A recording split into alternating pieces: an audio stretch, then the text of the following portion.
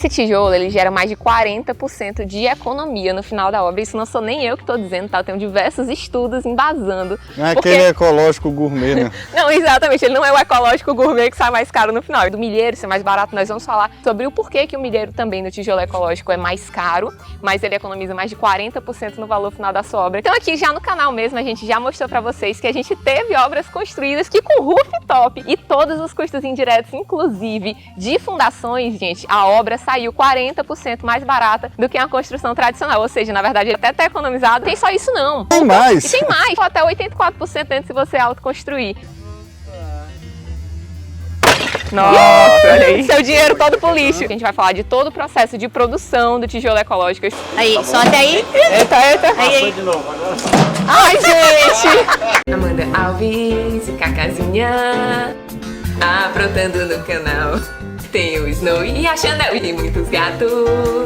E o Fernando filmando mal. Sejam muito bem-vindos a um vídeo super especial aqui no canal. A gente está visitando uma nova fábrica de tijolo ecológico aqui na nossa região. Então você, do litoral do Piauí, parabéns, você acaba de ser contemplado com uma fábrica próximo da sua região de tijolo ecológico. Pode parar de me perturbar no Instagram, porque tá aqui o contato da União Tijolos. E outra coisa, impressionante que eu não sei nem como botar em palavras, é porque eles começaram a fábrica por causa da gente divulgando material. Então assim, tá acontecendo, entendeu? A mudança tá acontecendo, é real.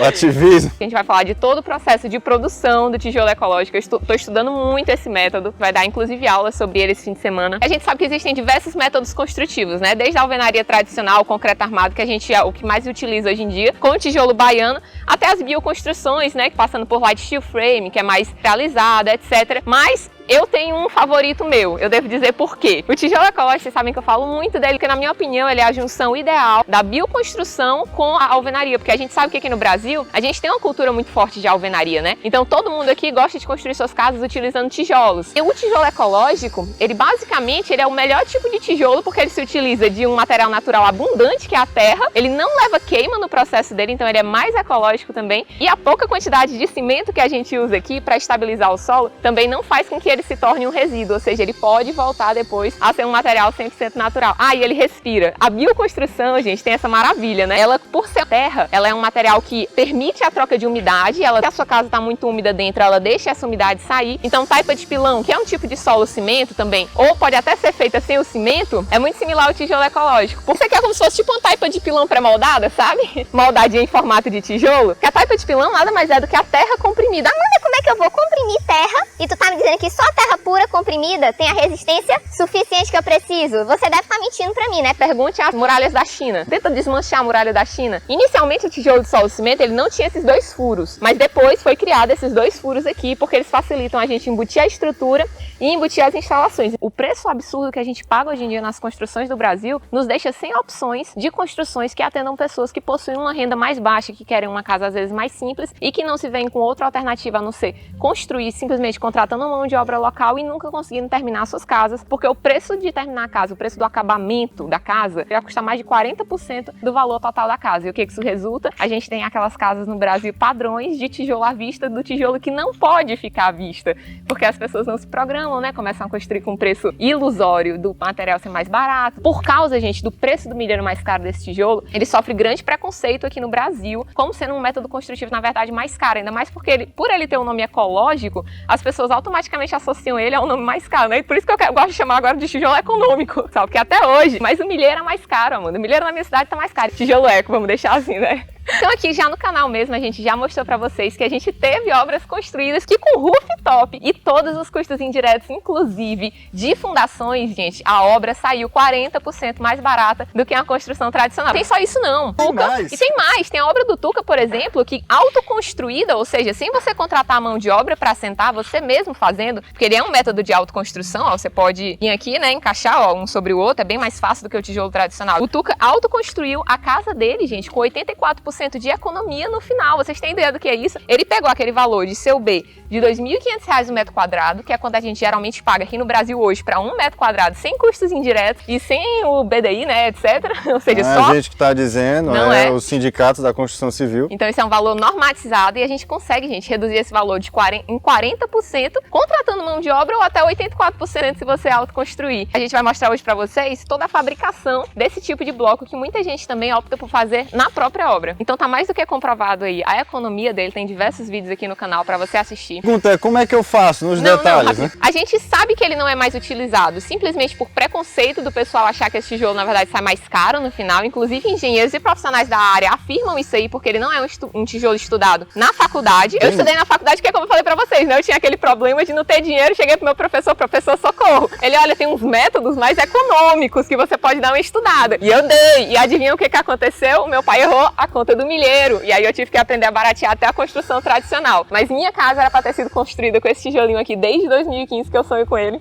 Finalmente estamos unidos. Então, conhecendo o tijolo. BTC, o bloco de terra comprimida, ou solo cimento, ele basicamente é o solo estabilizado a partir de compressão, ou seja, diminuição do número de vazios, para ele voltar praticamente a ser uma pedra. E o cimento, ele funciona como um aglutinante, que é uma cola, que vai ajudar nesse processo aí de deixar esse material rígido no final. Aí você, Amanda, não deve ser resistente. Será que é resistente, gente? Me autorizaram aqui a jogar no chão, hein? Estão preparados, crianças? Quero um like se o tijolo não quebrar, tá? Obrigada, pessoal.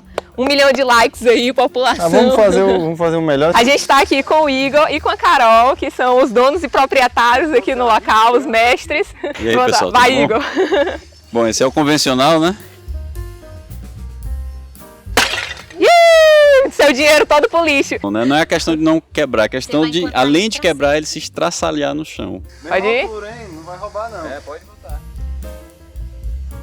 Ele continua quebrando, mas fica os pedaços maciços, inteiros, né? Inteiros. Ele não se Muito esfarela, bom. ele mantém ainda a parte estrutural dele. Sofreu mais do que o outro. Sofreu mais do que o outro. Aproveitar que a gente pegou um espécime e sacrificou aí, em nome de vocês, em nome da ciência, que bem de pertinho eu consigo ver, gente, todos os grãozinhos, como eles vão sendo comprimidos, então por isso que a gente tem uma superfície bem lisinha no final. Deve ficar aparente para poder ajudar até a sua casa a respirar, tá vendo? Olha como é por dentro, ó. Se você tentar quebrar assim com o dedo, ó, tá muita... tem hora assim que realmente não dá, porque ele fica muito resistente por causa da adição de cimento. E a quantidade de cimento que você adiciona... A quantidade de cimento que você adiciona é o resultado final que você vai ter de resistência do seu bloco. De acordo com a norma, a gente precisa... de 10?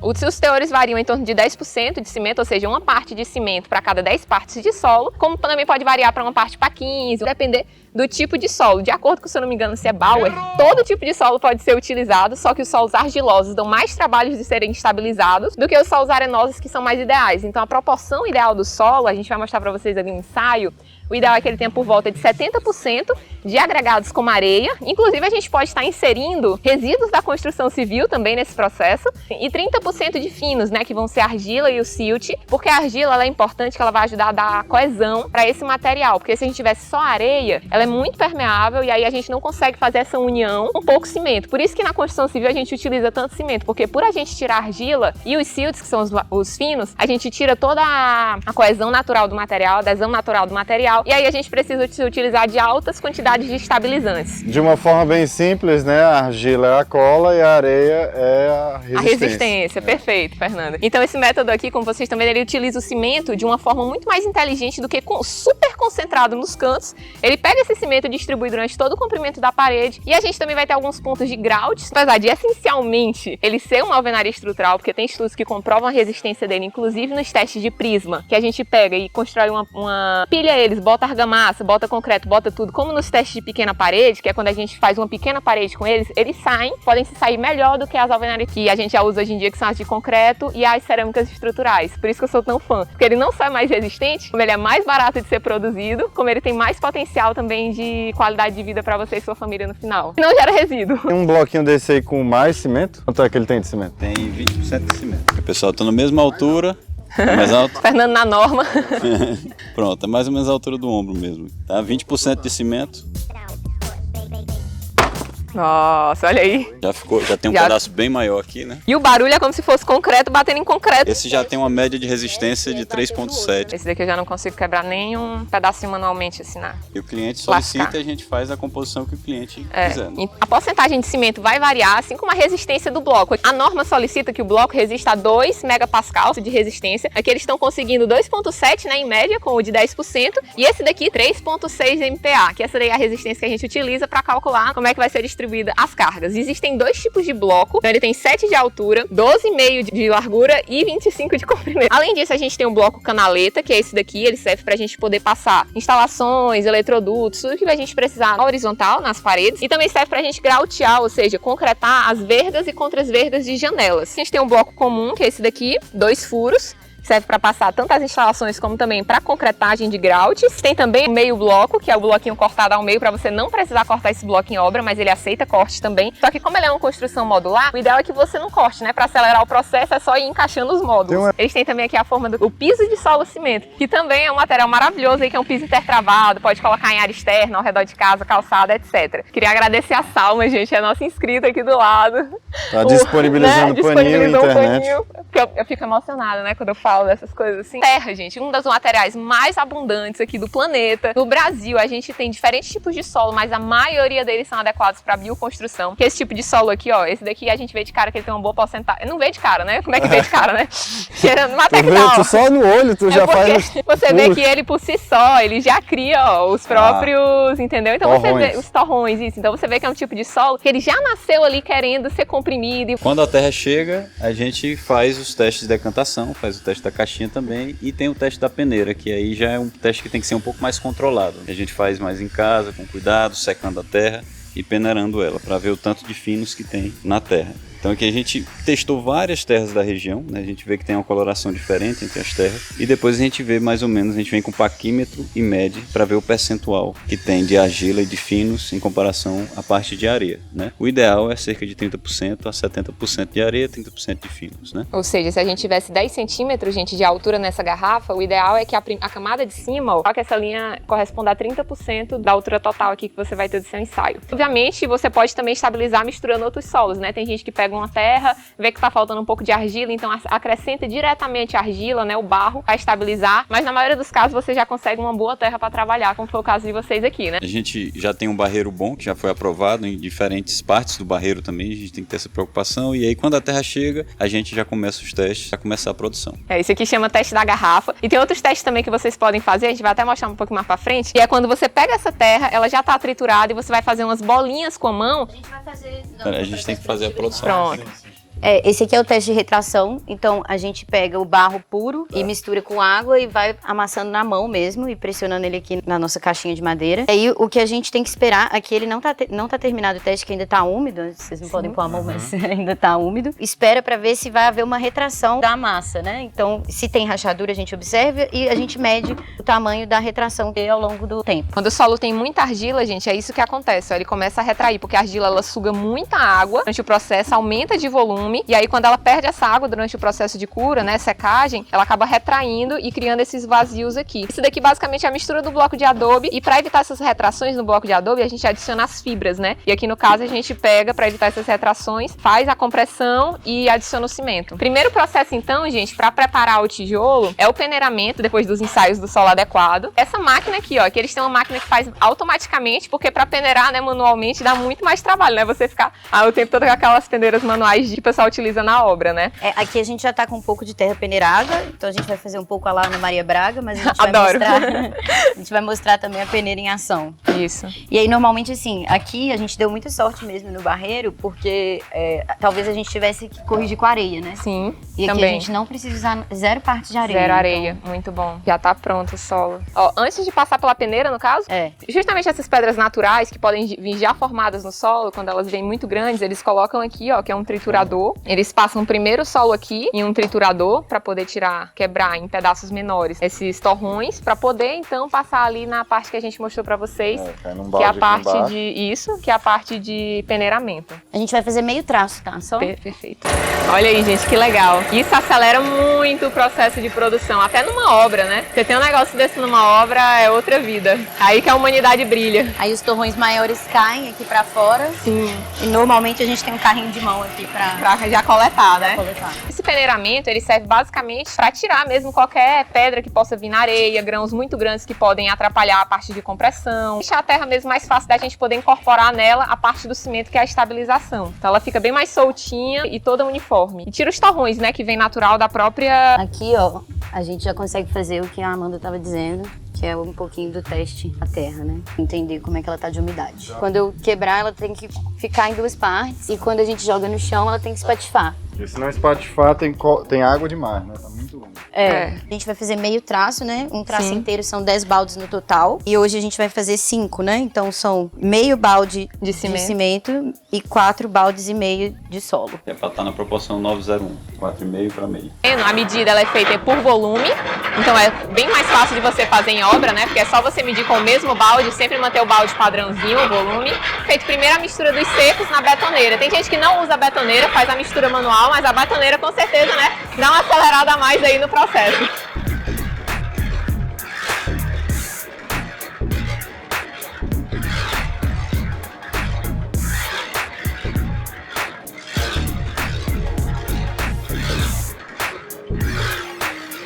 No meio da produção, enquanto ela tá batendo, né, a gente para e faz o teste de novo para ver se a umidade tá ideal ou se a gente precisa. Sim, precisa de um pouquinho mais de coesão.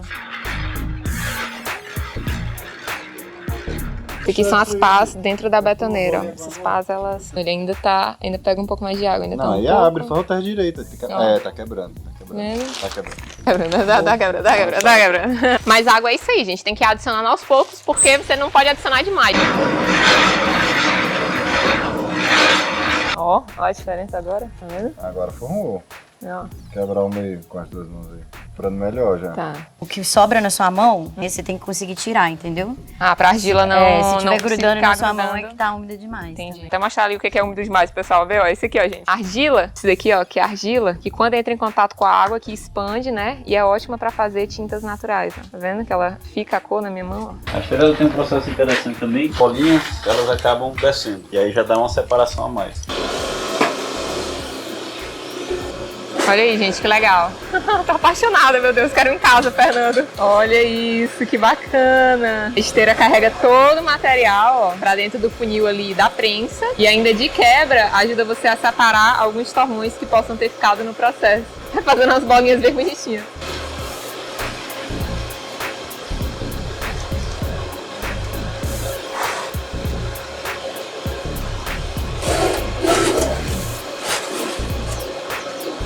Ah, não, preciso ver isso acontecendo.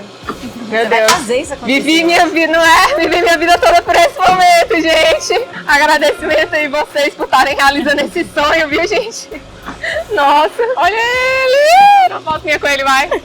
Eu vou levar, tá, gente? Esse Não, você tem que levar o que você... Isso é a coisa mais linda que eu já vi na minha vida. O nascimento de um tijolo. Sem matar ninguém, sem matar nenhum golfinho, sem gerar resíduo. Sem derrubar uma árvore, só utilizando o solo que vai voltar pra terra como solo. Grande diferença na resistência do tijolo também se dá nesse processo aqui, que é a prensagem. Eles têm uma prensa hidráulica. Então, tanto o acabamento final do tijolo, ou seja, as dimensões dele, né, ficam bem mais dentro da norma, como ele também fica mais resistente, porque você consegue diminuir ainda mais o número de vazios. Sem falar que o processo é bem mais rápido, né? Do que se fosse feito numa prensa manual. Muito bonito. É um pouco pesado, mas Mantém ela pra baixo. assim. Eita, passou. É isso mesmo. Ai, meu Deus. Já quebrei tudo. É isso tem que filmar, ó. Isso a Globo não mostra. É verdade. Clássica Amanda, né, gente? Chegou destruindo. Meu primeiro tijolo. Tá de 130 tijolos pra fazer, mas é isso. O aprendizado é isso. Obrigada. Fizeram isso de propósito, eu tenho certeza. Foi só pra ganhar seu like, com encenação. Tava no roteiro. Ó, você pode recuperar, gente, ali o material perdido. Pelo menos isso. A questão é, o importante é manter a força para baixo. Porque Ah, ela sobe, né? essa tampa aqui, ó, Entendi. o peso da terra vai fazer com que ela suba. Entendi. Puxa um, o segundo. E aí tem até uma trava aqui. Tentativa número 2, pessoal. Aí, só até aí. Eita. Aí. De novo, agora. Ai, gente. Tá tudo bem. Ô, gente. Se depender de mim, a casa nova não vai sair, desculpa. Eu tô ouvindo as instruções, Fernando. É porque o cérebro deles já tá treinado. É verdade. Pronto, aí, pronto. Isso. Não canta vitória, Tá bom? não tem jogo nenhum feito não. Tá bom, né? Ok. Calma, Encaixou né? aqui. Oh, Aí. Isso.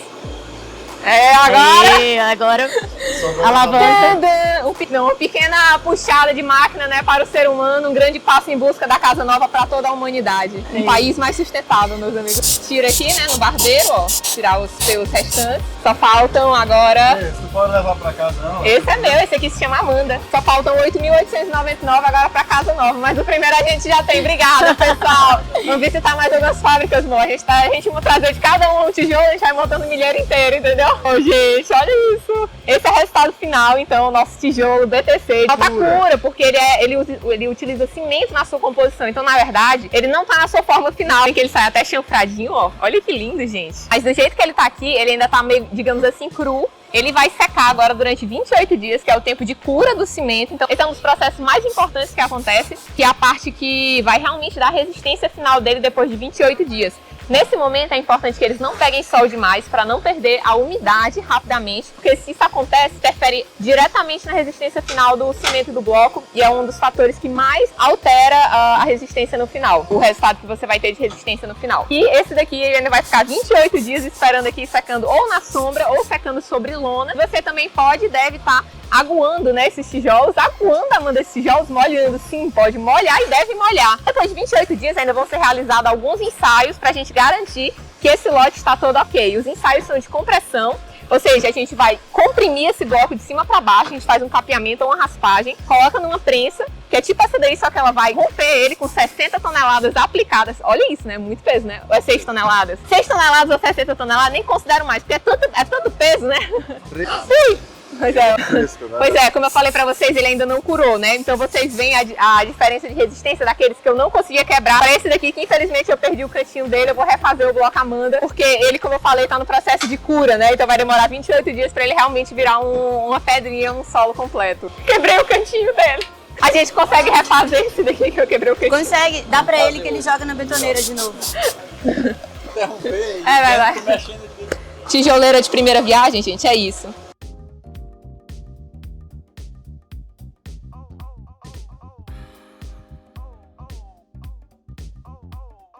Ó, gente, ele tá fazendo agora o teste das dimensões. Ó, legal, é um paquímetro... Não, dá pra ver, tá legal. Deixa eu ver aqui.